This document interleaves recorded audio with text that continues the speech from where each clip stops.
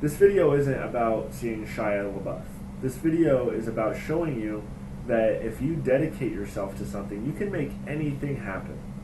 Thousands of people, if not millions, would probably love to go have Shia Labeouf drive in their car. Now, I was states away. Anybody could have done what I did. Dedicate yourself to a goal and you follow through with it. How many obstacles did I have in my way? I didn't even get to record everything, but I had a lot of obstacles in my way. Engine trouble already. I filled up on oil because I was like below minimum, so I had to put like 2 quarts of oil in there.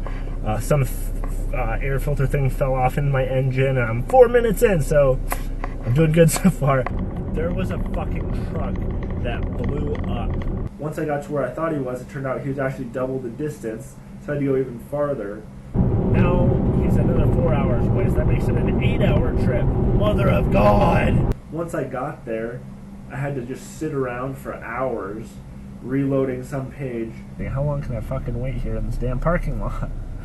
Oh God. Please, Shia, post some coordinates. Then when it updated, he was like another half hour away. So he started moving on his map, right? At like 4:30, like the latest I've ever seen, and he was like half hour away. So I started following him into the mountains, then the maps went away, and I had to completely just drive around aimlessly in the mountains. But now the line disappeared off the map. Fuck! I like posted on their Twitter and stuff, but they never reply on there, so it's like, shit. Do they know the map is out? Is he like 2 hours away now? I don't fucking know. I'm just kind of driving aimlessly on this windy ass road, hoping I'm going in the right direction. I could have turned around at any point, but I'm like, this is stupid, this is a waste of time. I could have gone back home. And then even when I found him, I could have been selfish about it, because they gave us the option, me and the other 2 groups of people, to choose a place on a piece of paper, and whoever chose the farthest distance is who he would go with. Alright, so we are in a conundrum. Me and these ladies have shown up at the same time, and I said whoever picks a farther place to go.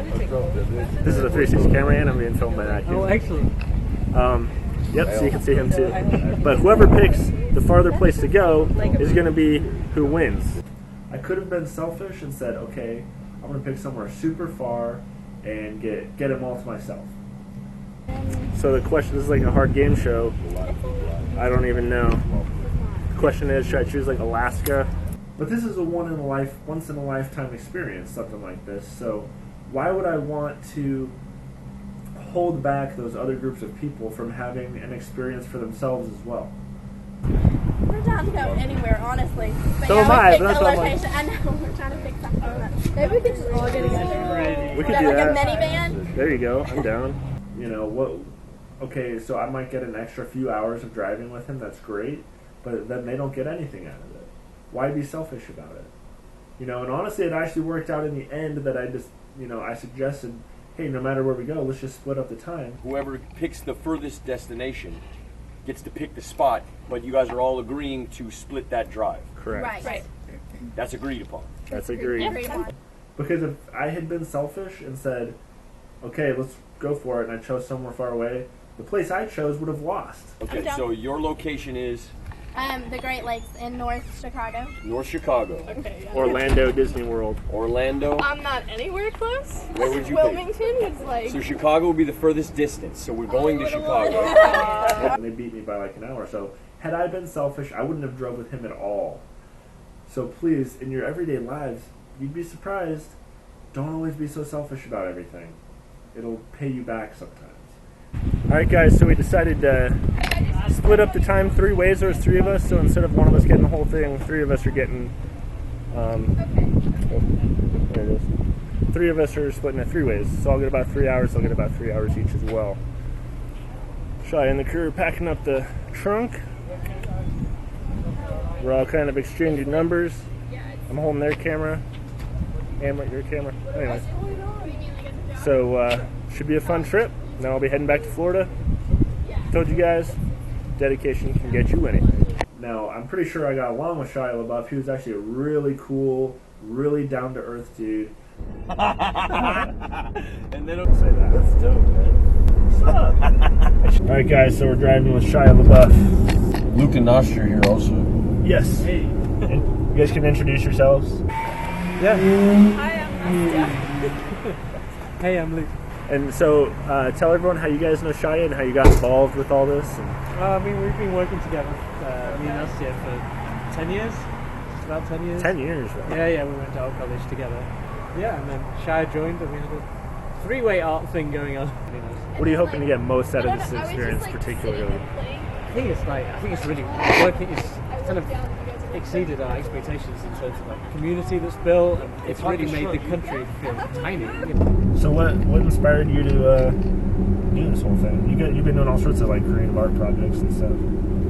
Yeah, all three of us. We've been doing this stuff for like 3 years, and this is sort of the next iteration of similar stuff. That's awesome. Yeah.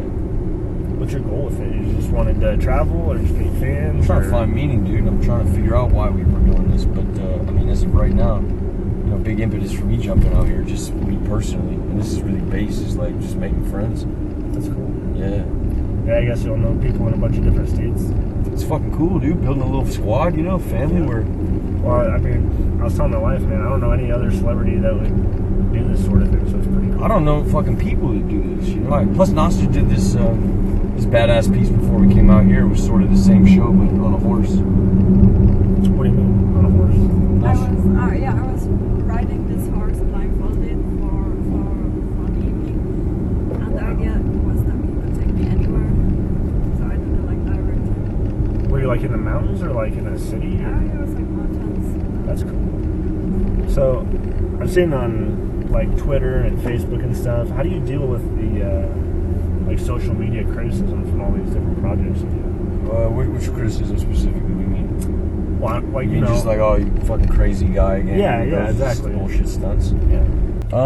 I think it's part of it, dude. I think that criticism's part of it. Yeah. You need both. Does it affect you at all? Do you feel like, oh man, what am I? I mean, I'm human, bro. You don't know where you're taking. I know where we're taking. Yes, I know where we're going. Buddy, this is where cannibals get cannibalistic, right here. Where the hill have eyes. This is right where it starts. This is Jeepers Creepers, dude. Jeepers Creepers Road. It's about trust. I don't know you. You could have a fucking exactly. So it has to do with trust, and for you too. You don't know. I could bite your arm right now, bro. I could be a straight up cannibal. We're out here in the woods. Well, This is where I start up out here, bro. Out here in the woods. No phone reception. No phone reception. Oh man, no service. This is the plan all along. Yeah. So the whole project with the stuff in the table and all that sort of thing.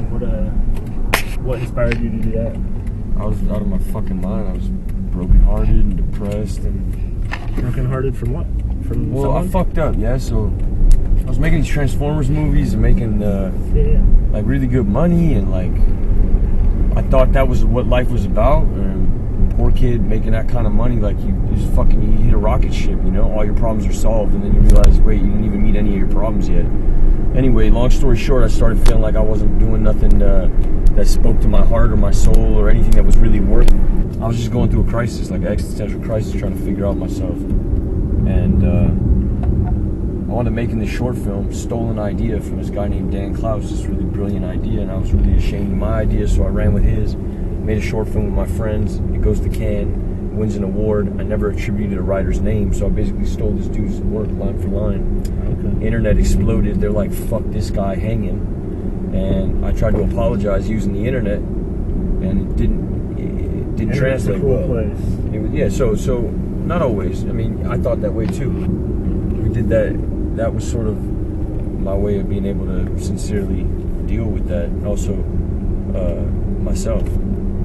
You start feeling objectified. You start feeling like when you're a celebrity, more of an object. Yeah, you start feeling like you ain't got no, like you're. So how do you know who your true friends are versus people that are just like, it's fucking Shia Labeouf from Transformers? Well, I think that all people can be both. I think you could start off Shia Labeouf, that's the fucking dude from Transformers, and then we can sit in the car for like 2 hours, and then you're like, yeah, that's a part of him, but he's also got this other shit, and he, me and him like this music together, and we both eat cheeseburgers, and motherfucker picks his nose like I do, and a normal dude. Long story short, I don't really know why I'm doing this, but I'm finding benefit. The simplest version of the answer to why. Anything that can get positivity out of this project. Yeah, this is freeing as fuck. So do you think the entertainment industry, acting, is that what you want to do the rest of your life, or is that just kind of what you're doing now because that's kind of what you grew up doing? Yeah, I don't even know how to answer that. I'm still trying to figure it out. I know that I'm only good at one thing, dude. So. Well, you're definitely good at it. Thank you very much. I saw Fury. I was like, damn, this was. So we won the 25 of the 7 seasons. And then so I was doing this because I was trying to show people, you know what? There's probably thousands of people that want to ride in a car with you, right? And you're fucking up in Tennessee and I'm in Florida. I'm like, you know what? I'm gonna go for it because why not? You know, apply yourself, go for something, no matter how fucking crazy it is. Just do it, right? Well, we're here now. And so I was like up all night. I'm like, fuck it. They're gonna end up getting farther away. It's gonna be kind of unrealistic. So I just fucking went for it. And then I thought about turning around when the map turned off and I was all fucking lost in the mountains. I'm like, fuck, you know, I'll just wait and pull into this random little town and happened to be the wait town. until And then we yeah, drove, and then I saw your dot, and then I saw your dot pop you. up, and I'm like, oh fuck. He's down the street. Yeah, I was just sitting there. I was like, man, maybe I should just fucking go home. And then I see you just randomly walking there. Even before Wait, our man Chris came from the back. last stop, he's like, yeah, what's up, dude? Hey, my fucking hand's gonna go numb. You don't have to hold. Oh, I I thought you were this whole saying, time. okay, good, dude. I was gonna start crying. You're the one that bro. started recording. Alright,